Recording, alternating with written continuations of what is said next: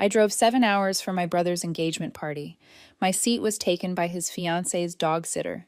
My mom whispered, "You don't have to be here." I just got in my car, opened my banking app, and canceled the event deposit. At 9:04 p.m., my dad texted, "Why did the venue ask us to leave?" I got angry, and then at that moment, I was thinking about how selfish they really were. And worse than that was the shame. The heat crawling up my neck when I realized the guests around me had heard what she said.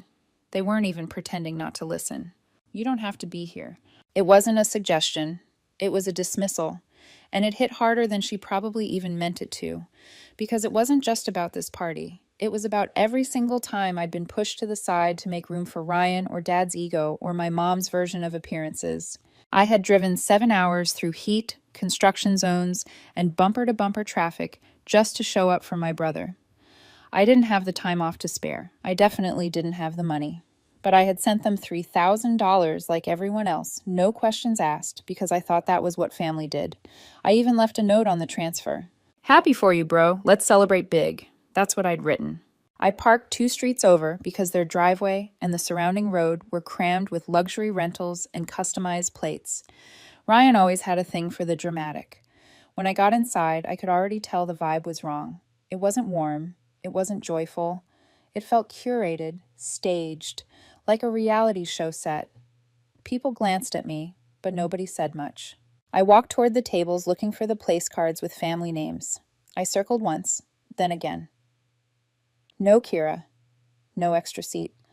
My name wasn't anywhere, so I asked one of the servers. Nice guy, younger, told me all the seats were full. I pointed to the open chair that should have been mine at the end near my dad. He hesitated. Then he said, "Oh, that's Lauren's dog sitter." I just stared at him. This wasn't a mix-up. This was deliberate. My mom came over then. She didn't ask about the drive, didn't hug me, didn't even smile. Just dropped that line like it was no big deal. "You don't have to be here." I was standing 3 feet from the patio entrance, and I could feel people watching. One woman next to the hors d'oeuvres table glanced away quickly. Someone else actually smirked.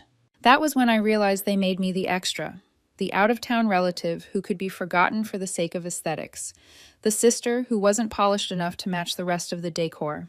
So I left. I walked back to my car without saying a word, sat behind the wheel, and just stared at the dashboard for a solid minute. Then I opened my phone, went to the banking app, and pulled up the transaction. The $3,000 deposit I'd sent for this circus.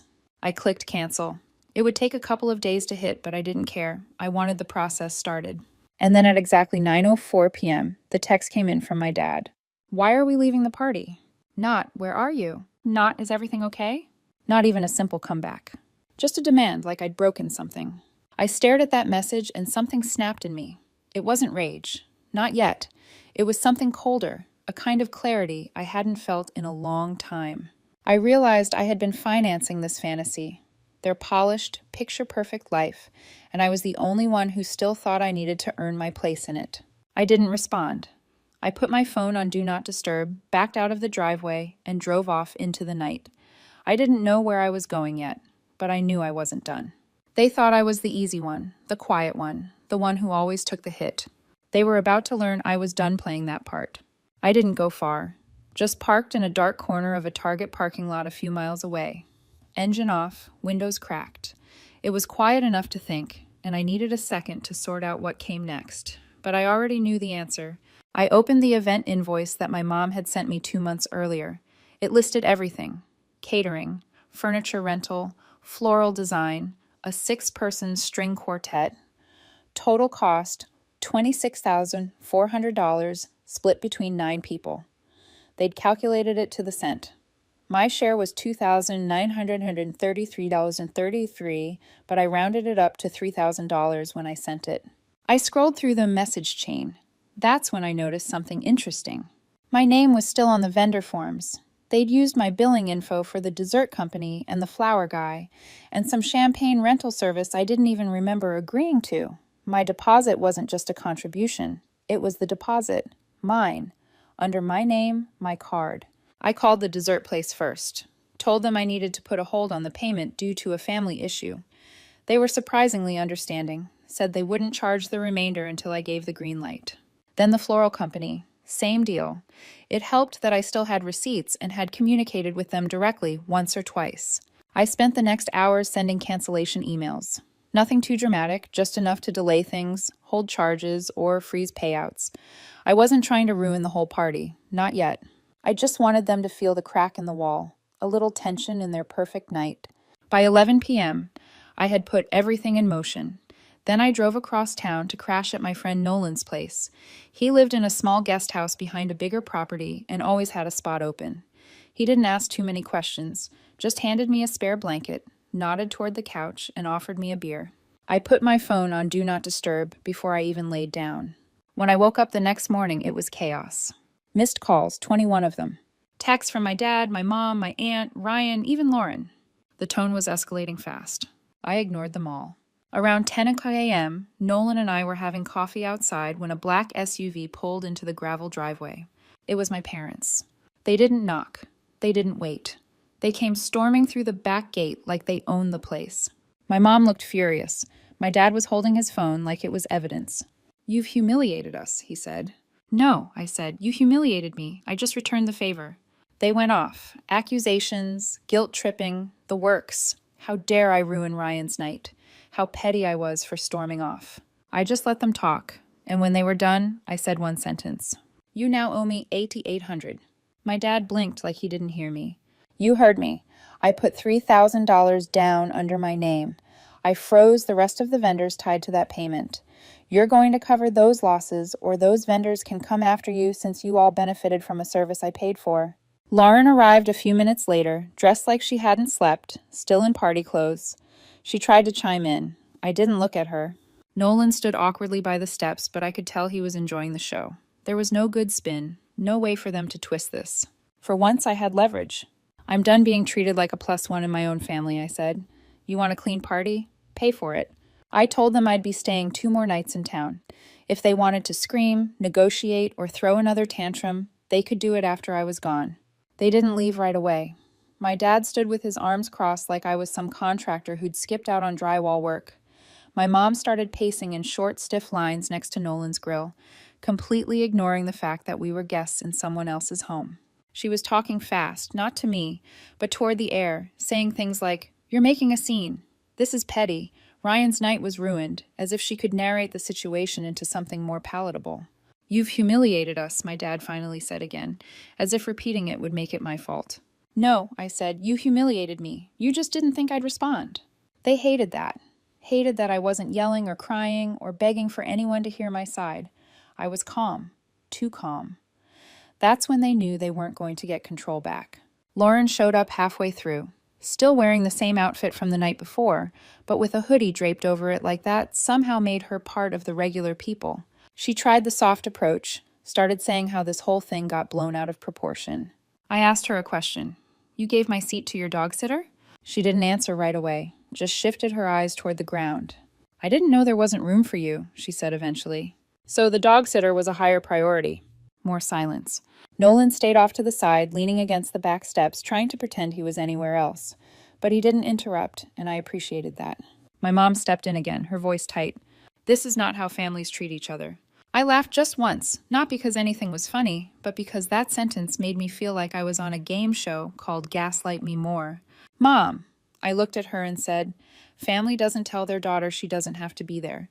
Family doesn't let a stranger take her spot at the table. Family doesn't call after the damage is done to act shocked when she walks out." Then I gave them the number. "You owe me $8,800. They stared. I explained it in detail. The vendors, the deposits, the contracts, my name, my billing info, my card. I didn't scream, I didn't plead. I spoke like someone who was done playing dumb to keep the peace. They tried to argue. Of course they did. My dad asked if I was really going to charge my own family. I told him I wasn't charging anyone. "I'm collecting. I paid for things you used. You want to be adults who host luxury events and make unilateral decisions? Then act like it. Pay your bills." Lauren tried to talk again, but I cut her off. "I'm not negotiating with someone who thought I was beneath the guest list. You had your moment. This is mine." Eventually, they ran out of arguments. My mom called me cold. My dad called me ungrateful. Lauren didn't say anything else. Ryan didn't show up. I guess that was telling on its own. They left, not because they accepted anything, just because they had no leverage. They'd walked into the one place where they couldn't control the narrative, and it terrified them. The rest of the day, I stayed quiet. Nolan and I grilled burgers, watched a movie on his projector, and barely spoke about the situation. But before I went to bed, I took my phone off Do Not Disturb just long enough to see what had piled up. Ryan had texted me. I didn't know about the seat. I didn't mean for that to happen. No apology, no ownership, just damage control. I turned my phone back off and tossed it on the table. If they wanted to treat me like an outsider, then they could deal with the outsider version of me. And the next morning they showed up again, this time with backup. Ryan was with them. Lauren, too. All of them standing in Nolan's gravel driveway at 8:47 in the morning, like they were about to stage an intervention. Only this time, I wasn't answering the door alone. They knocked like cops. 3 sharp hits on the screen door and no pause before the second set. Nolan was standing behind me, barefoot, coffee mug in hand, and he looked at me like, "Are you sure you want this?" But I was already walking toward the door. Ryan was out front. Behind him stood my parents and Lauren, all dressed like they hadn't slept. Or maybe they'd all met up early for a strategy session on how to fix the PR disaster I'd become. Ryan spoke first. "Can we come in?" I stepped aside only because I didn't want to give them the satisfaction of calling me dramatic for refusing. Nolan grabbed his keys and went out the back. He wasn't about to sit in on a family implosion. We stood in the middle of the living room, no chairs, no coffee offered, just 4 people looking at me like they couldn't believe I wasn't apologizing. Ryan started talking about misunderstandings, that he hadn't seen the seating chart, that it was Lauren's planner, that the whole thing spiraled faster than he expected. I cut him off. "You had 6 weeks to check the guest list. You approved the table cards. You walked past me last night and didn't say a word." He looked down, and for a second I thought maybe he was going to own it. But then Lauren jumped in. "This isn't about a chair." "No," I said. "It's about the way all of you look at me like I'm the extra, the one who doesn't matter, the one who pays, shows up, shuts up, and still gets treated like a mistake." My mom's arms were folded. My dad was standing like a statue, jaw tight. "Stop pretending this is new," I said. "When I got laid off, nobody called. When I couldn't make Thanksgiving 2 years ago, you told people I was going through something. When I finally get here after a 7-hour drive, you let someone who walks your dog take my place at the table." Ryan muttered something about not wanting a scene.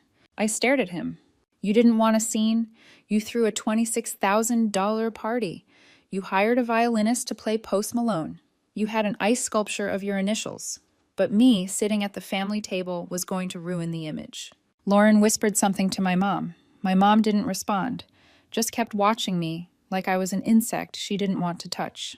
"You want to talk about scenes?" I said. "Let's talk about how you humiliated me in front of strangers. Let's talk about how you told me I didn't have to be there in front of guests. You didn't just exclude me, you made sure people saw it." That's when my dad finally said something. "This is still your brother's moment. You're making it all about you." I laughed. "I made it about me the second I canceled the deposit. I'm not paying for a party where I wasn't even welcome." He opened his mouth, but I wasn't done. "You owe me $8,800.